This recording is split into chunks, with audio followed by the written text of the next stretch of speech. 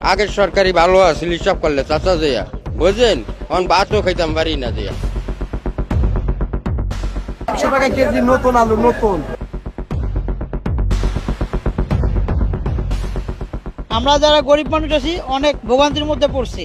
এখন তো মনে করেন যে চাঁদাবাজি নাই, সিন্ডিকেট নাই, তারপরেও যে মালের দাম বাড়তেছে, এটাই তো কারণ।